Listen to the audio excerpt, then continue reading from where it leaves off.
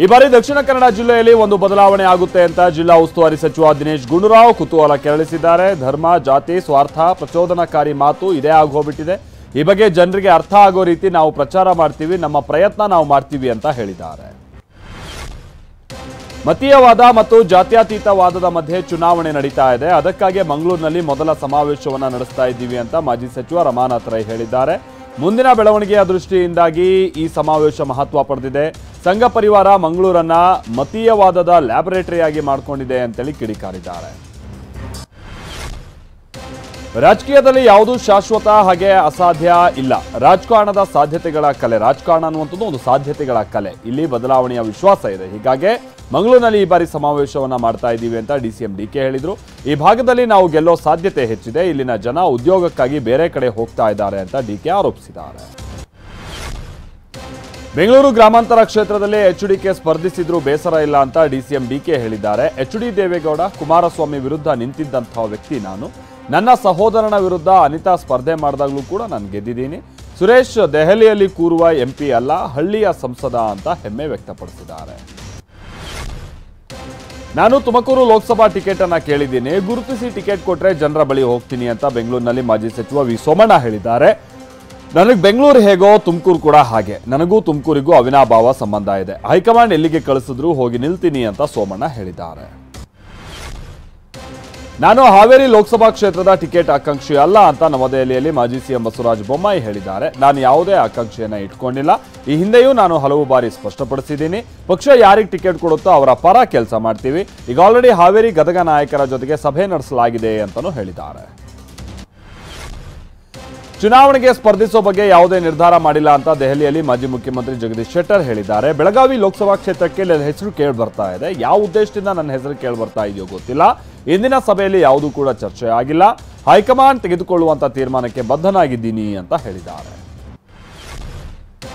CM Siddaramaiah ಉತ್ತಮ budget ಅನ್ನು ಮಂಡಿಸಿದ್ದಾರೆ ಅಂತ ಕೋಲಾರದಲ್ಲಿ ಕಾಂಗ್ರೆಸ್ ಕಾರ್ಯಕರ್ತರು ಸಂಭ್ರಮಿಸಿದ್ರು. ಕೋಲಾರ ನಗರದ ಹೊಸ ಬಸ್ ನಿಲ್ದಾಣ ವೃತ್ತದಲ್ಲಿ ಸಿಹಿ ಹಚ್ಚಿದ ಕಾರ್ಯಕರ್ತರು ಸಿದ್ದರಾಮಯ್ಯ ಜನಪರ ಬಜೆಟ್ ಅನ್ನು ಮಂಡಿಸಿದ್ದಾರೆ ಅಂತ ಸಂತಸ ವ್ಯಕ್ತಪಡಿಸಿದ್ದಾರೆ. ಬಳಿಕ ಸಿದ್ದರಾಮಯ್ಯ ಹಾಗೆ ಕಾಂಗ್ರೆಸ್ ಪರವಾಗಿ ಘೋಷಣೆಯನ್ನ ಕೂಗಿದ್ದಾರೆ. ಮುಖ್ಯಮಂತ್ರಿ ಸಿದ್ದರಾಮಯ್ಯ ಈ ಬಜೆಟ್ನಲ್ಲಿ ಆಯ ತಪ್ಪಿದ್ದಾರೆ ಅಂತೇಳಿ ಬೆಂಗಳೂರು ನಗರದಲ್ಲಿ ಮಾಜಿ ಸಚಿವ ವಿ ಸೋಮಣ್ಣ ಟಾಂಗ್ ಕೊಟ್ಟಿದ್ದಾರೆ. ರಾಜಕೀಯ ಮಾಡ್ಕೊಂಡಿರ್ಬೋದು ಅನ್ನೋದನ್ನ ಸಿಎಂ ಬಿಡ್ಲಿ. ರಾಜ್ಯದ ಹಿತಕ್ಕೆ ಯಾವ ರೀತಿ ಕೆಲಸ ಮಾಡಬೇಕು ಅನ್ನೋ ಚಿಂತನೆ ಇದೆ. ಇದು ಪೂರ್ತಿಯಾಗಿ ಸಿದ್ದರಾಮಯ್ಯನವರ ಬಜೆಟ್ ಅಲ್ಲ. ಅಧಿಕಾರಿಗಳು ಕೊಟ್ಟಿದ್ದನ್ನ 3-4 ಗಂಟೆ ಓದಿದ್ದಾರೆ ಅಷ್ಟೇ ಅಂತ ಹೇಳಿದ್ದಾರೆ. ಜಾತಿಗಣತಿ ವರದಿ ವಿಚಾರ ಮತ್ತೆ ಮುನ್ನೆಲೆಗೆ ಬಂದಿದೆ. ಹಿಂದುಳಿದ ವರ್ಗಗಳ ವೇದಿಕೆ ಸಿಎಂ ಸಿದ್ದರಾಮಯ್ಯನವರನ್ನ ಭೇಟಿಯಾಗಿ ಜಾತಿಗಣತಿ ಸಂಬಂಧ ಚರ್ಚಿಸಿದ್ದಾರೆ ಎನ್ನುವುದು ತಿಳಿದುಬಂದಿದೆ. ಅಧಿವೇಶನದ ಬಳಿಕ ಜಾತಿಗಣತಿ ಸ್ವೀಕಾರದ ಬಗ್ಗೆ ಸರ್ಕಾರ ಚಿಂತನೆಯನ್ನ ನಡೆಸಿದ್ದು, ವರದಿ ಸ್ವೀಕರಿಸಿ ವರದಿಯ ಅಧ್ಯಯನಕ್ಕಾಗಿ ಸಮಿತಿ ರಚಿಸುವ ಸಾಧ್ಯತೆ ಇದೆ. ಬಜೆಟ್ನಲ್ಲಿ ಬೇರೆ ಬೇರೆ ಇಲಾಖೆಗಳಿಗೂ ಕತ್ತರಿ ಹಾಕಿದ್ದಾರೆ ಅಂತ ದೆಹಲಿಯಲ್ಲಿ ವಿರೋಧ ಪಕ್ಷದ ನಾಯಕ ಆರ್ ಅಶೋಕ್ ಕಿಡಿಕಾರಿದ್ರು. ನಾನು ಸಚಿವನಾಗಿದ್ದಾಗ ಹೆಚ್ಚು ಅನುದಾನ ತಂದಿದ್ದೀನಿ. ಸಿಎಂ ಅಹಂಕಾರದಿಂದ ಕೇಂದ್ರ ಸರ್ಕಾರವನ್ನ ಎದುರು ಹಾಕೊಳ್ತಾ ಇದ್ದಾರೆ. ಇದರಿಂದ ರಾಜ್ಯದ ಜನರಿಗೆ ಅನ್ಯಾಯ ಆಗುತ್ತೆ ಅಂತ ಕೆಂಡಕಾರಿದ್ದಾರೆ.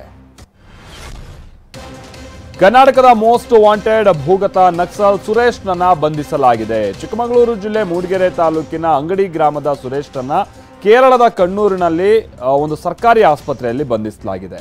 ಕಣ್ಣೂರು ಅರಣ್ಯದ ನಕ್ಸಲ್ ಕ್ಯಾಂಪ್ ಮೇಲೆ ಕಾಡಾನೆ ದಾಳಿ ಮಾಡಿದ್ದು, ಈ ದಾಳಿಯಲ್ಲಿ ನಕ್ಸಲ್ ಸುರೇಶ್ ಗಾಯಗೊಂಡಿದ್ದ. ಕಳೆದ 10 ವರ್ಷಗಳಿಂದ ಭೂಗತನಾಗಿದ್ದಂತ ನಕ್ಸಲ್ ಸುರೇಶ್ ಇದೀಗ ಪೊಲೀಸರ ಅತಿಥಿಯಾಗಿದ್ದಾನೆ.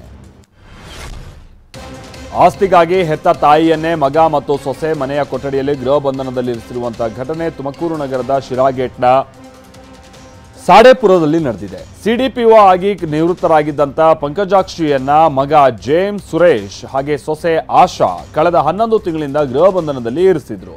50,000 ರೂಪಾಯಿ ನಿವೃತ್ತಿ ವೇತನ ಪಡಿತಾ ಇರುವಂತಹ ಪಂಕಜಾಕ್ಷಿ 12 ಮನೆ ಸೇರಿ ಬಹಳಷ್ಟು ಆಸ್ತಿಗಳಿಗೆ ಹಕ್ಕುದಾರರಾಗಿದ್ದಾರೆ. ಇಡಿ ವಿಚಾರಣೆಗೆ ಗೈರಾದ ಪ್ರಕರಣ ಸಂಬಂಧ ದೆಹಲಿ ಸಿಎಂ ಕೇಜ್ರಿವಾಲ್ಗೆ ಮಾರ್ಚ್ 16ರಂದು ಕೋರ್ಟ್ ಮುಂದೆ ಹಾಜರಾಗೋದಕ್ಕೆ ಸೂಚಿಸಿದೆ. ವರ್ಚುವಲ್ ಮೂಲಕ ರೋಸ್ ಅವೆನ್ಯೂ ಕೋರ್ಟ್ ಮುಂದೆ ಹಾಜರಾದಂತಹ ಕೇಜ್ರಿವಾಲ್ ವಿಧಾನಸಭೆಯಲ್ಲಿ ವಿಶ್ವಾಸಮತ ಇರುವ ಕಾರಣದಿಂದಾಗಿ ಇವತ್ತು ದೈಹಿಕವಾಗಿ ವಿಚಾರಣೆಗೆ ಬರೋಕೆ ಸಾಧ್ಯ ಆಗಲಿಲ್ಲ ಅಂತ ಹೇಳಿದ್ರು. ಹೀಗಾಗಿ ಖುದ್ದು ಹಾಜರಾಗುವಂತೆ ವಿಚಾರಣೆಯನ್ನ ಮಾರ್ಚ್ 16ಕ್ಕೆ ಮುಂದೂಡಲಾಗಿದೆ. ಇಸ್ರೋ ಇನ್ಸ್ಯಾಟ್ 3DS ಉಪಗ್ರಹ ಉಡಾವಣೆಗೆ ಕ್ಷಣಗಣನೆ ಆರಂಭ ಆಗಿದೆ. ಇವತ್ತು ಸಂಜೆ 5:35ಕ್ಕೆ ಆಂಧ್ರಪ್ರದೇಶದ ಶ್ರೀಹರಿಕೋಟದಿಂದ ಉಡಾವಣೆಗೊಳ್ಳಲಿದೆ. 2250 kg ತೂಕದ ಉಪಗ್ರಹವನ್ನು GSLV F-14 ರಾಕೆಟ್ ಹೊತ್ತೊಯ್ಯಲಿದೆ. 480 ಕೋಟಿ ವೆಚ್ಚದ ಯೋಜನೆ ಇದು.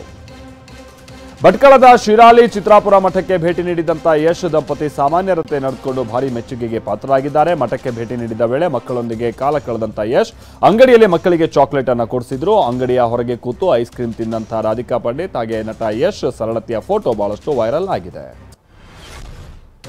ಕನ್ನಡದ ಸ್ಟಾರ್ ಡೈರೆಕ್ಟರ್ ಯೋಗರಾಜ್ ಭಟ್ ನಿರ್ದೇಶನದ ಕರಾಟಕ ದಮನಕ ಚಿತ್ರ ರಿಲೀಸ್ಗೆ ಸಿದ್ಧ ಆಗಿದ್ದು, ಚಿತ್ರದ 2ನೇ ಹಾಡು ಡಿಗಡಿಗರಿ ಹಾಡನ್ನ ಅಬುದಾಬಿಯಲ್ಲಿ ಬಿಡುಗಡೆ ಮಾಡಲಾಯಿತು. ನಟ ಶಿವಣ್ಣ ಮತ್ತು ಪ್ರಭುದೇವ ವೇದಿಕೆಯಲ್ಲಿ ಚಿತ್ರದ ಹಾಡಿಗೆ ಹೆಜ್ಜೆ ಹಾಕಿದ್ದು ವಿಶೇಷವಾಗಿತ್ತು. ಇದೇ ಮಾರ್ಚ್ 8ನೇ ತಾರೀಕಿನಂದು ಅಂತಂದ್ರೆ ಮಹಾಶಿವರಾತ್ರಿಯ ದಿನ ಚಿತ್ರ ಬಿಡುಗಡೆಗೆ ಸಿದ್ಧ ಆಗಿದೆ.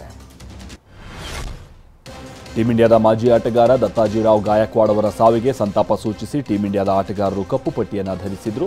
ರಾಜ್ಕೋಟ್ನಲ್ಲಿ ನಡೀತಾ ಇರುವಂತಹ 3ನೇ ಟೆಸ್ಟ್ ಪಂದ್ಯದ 3ನೇ ದಿನವಾದ ಇವತ್ತು ಕಪ್ಪು ಪಟ್ಟಿಯನ್ನು ಧರಿಸಿ ಟೀಂ ಇಂಡಿಯಾ ಆಟಗಾರರು ಮೈದಾನಕ್ಕಿಳಿದಿದ್ರು.